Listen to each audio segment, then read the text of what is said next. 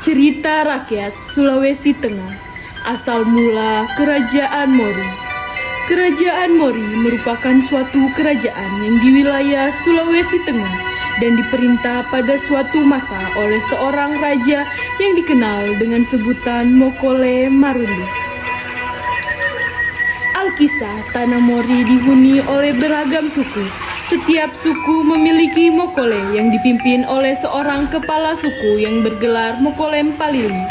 Meskipun demikian, mokole suku yang lebih kecil tidak ingin tunduk kepada mokole yang lebih besar, sehingga sering terjadi peperangan di antara mereka.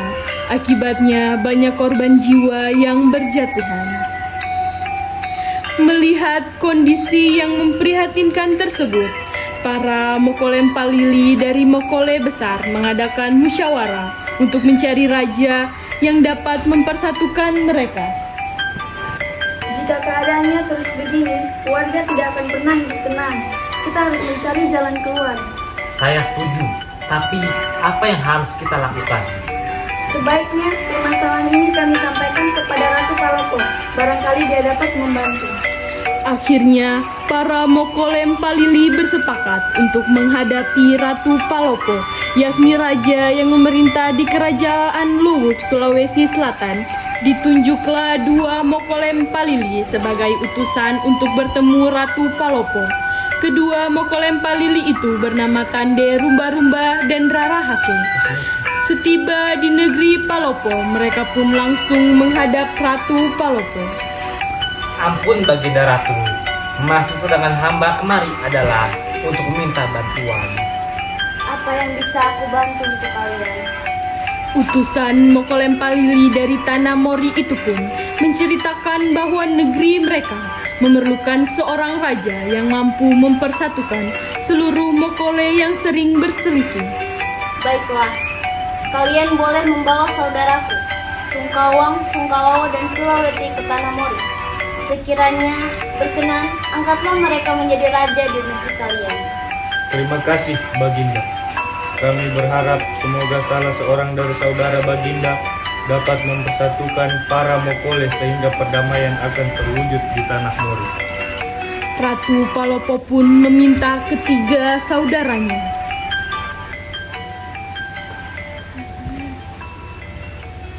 untuk berangkat bersama-sama. Kedua utusan Mokole Mpalili itu ke tanah Mori. Ketika mereka sedang dalam perjalanan melewati tanah Siran atau tanah perbatasan antara negeri Palopo dan tanah Mori, tepatnya di desa Meiki, tiba-tiba mereka mendengar suara burung. Meiki, Miko, Meiki, Miko. Hai, tahukah kalian arti kicauan burung itu? Ya, kami tahu kicauan burung itu menyebut nama tempat ini.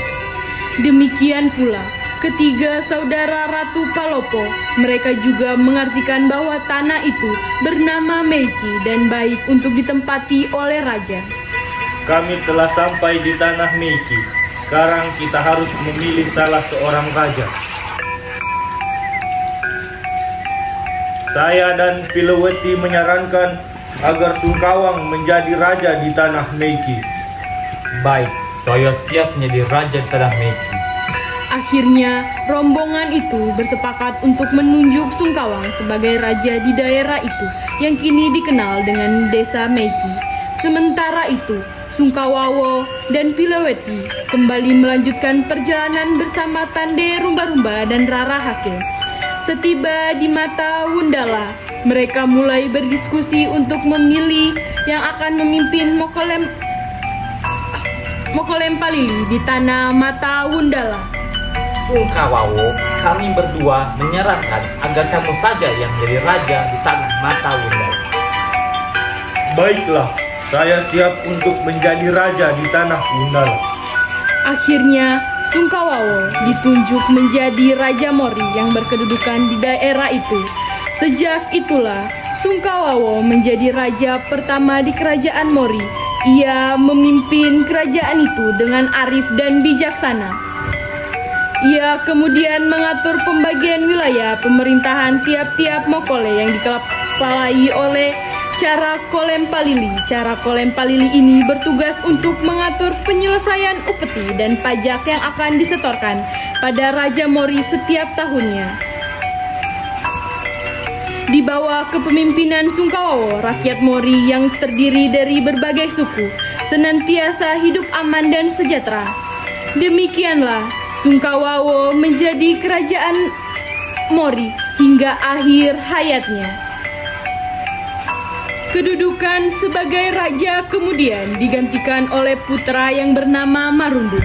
Konon, Raja Marundu memimpin kerajaan Mori hingga penjajah Belanda masuk ke daerah Poso hingga wilayah Tanah Mori.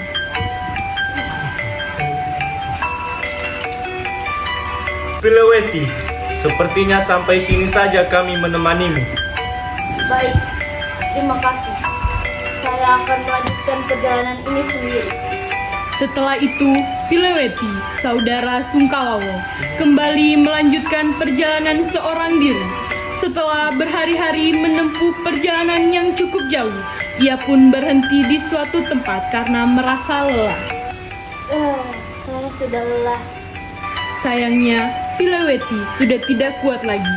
Ia melanjutkan perjalanan. Akhirnya, ia pun memutuskan untuk menetap dan menjadi raja di daerah itu. Daerah itu kemudian ia namakan Tanah Tojo, yaitu diambil dari kata Tojomo. Tanah Tojo berada di pesisir timur Kabupaten Poso. Kini menjadi salah satu kecamatan, yakni Kecamatan Tojo. Dan itulah cerita rakyat Sulawesi Tengah. Asal mula Kerajaan Mori. Ingat ya, Mbak.